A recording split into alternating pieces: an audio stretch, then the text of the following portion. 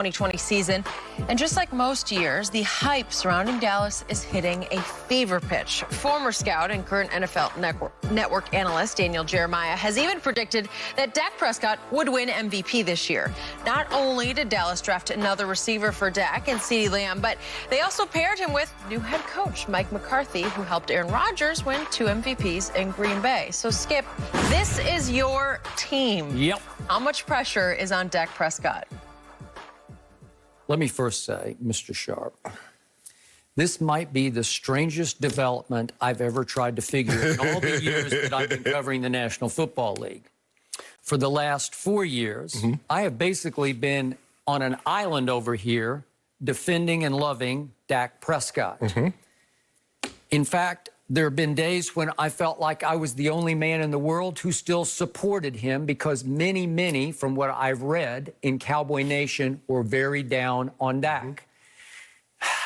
I remind everyone, the Hall of Famer across from me over the last 13 games last year gave my man Dak Prescott 7 Fs for his performances. He earned them. I didn't just give them. 7 out of 13 times. And then this happened.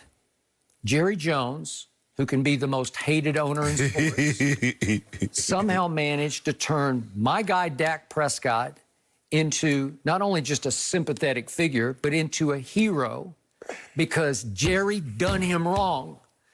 Jerry, pay the man. Pay him what? He offered him a very fair deal. Pay the man, said the world. And all of a sudden, it felt like Dak Prescott had been confined to the poorhouse by Jerry Jones because he had strapped him with that franchise tag. Yeah. How dare you, Jerry, do that to poor Dak Prescott? Yeah, the man getting assistance. This was combined with what I've been calling the CD syndrome, CeeDee Lamb. Here he comes, and all of a sudden, I first guessed this. I told you he's the best receiver in college football, but once he landed in Dallas's lap at 17, it's like the world said, my God, Dak Prescott now has 3,000-yard receivers, and CD might be the best of them. That could be true.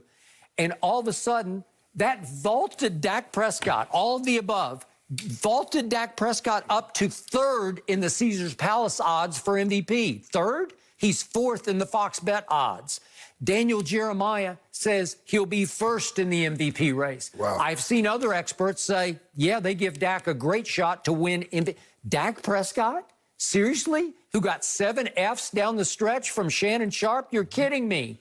All of which is why, to me, the quarterback in the National Football League with by far the most pressure going into this season is Dakota Prescott.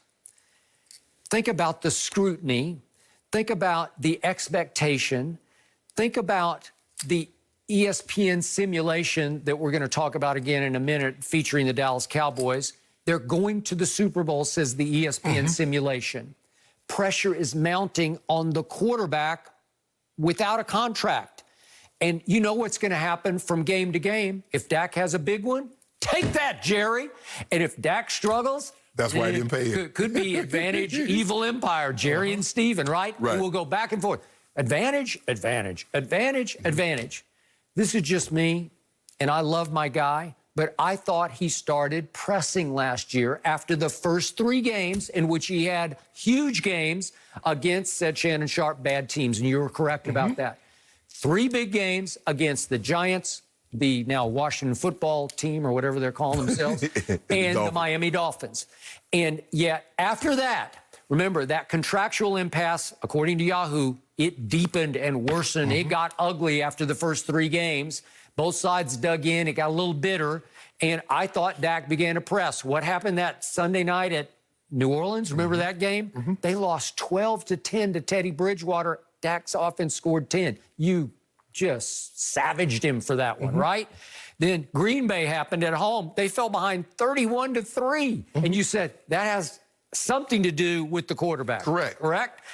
At Jets, you're up in Denver, up in Mile High, seeing your team, but you're watching on one TV the Cowboys at Jets. I was in the owner's suite. And it goes to the bitter end, and Dak's offense manages 22 points in part because Amari just flat out said, no, Moss, I quit. My leg hurts. Is Amari still on the team? Yeah, he's still okay. up there.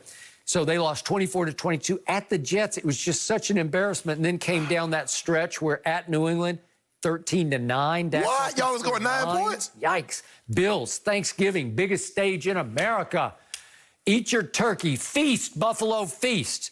And it was at one point 26-7 Buffalo. It ended up 26-15. And I was the first to say Dak wasn't very good. And at Chicago on that fateful Thursday night, they fall behind 24-7, and Dak rallies them furiously in the fourth quarter, and they lose 31-24. But you know what was happening, nothing good. And finally, at Philly, the final score was 17-9. Dak had a banged-up shoulder, but still, he was pretty awful. So my point is, think of the pressure. I think he's pressing, and now the whole world is going to be focused on the quarterback of America's team.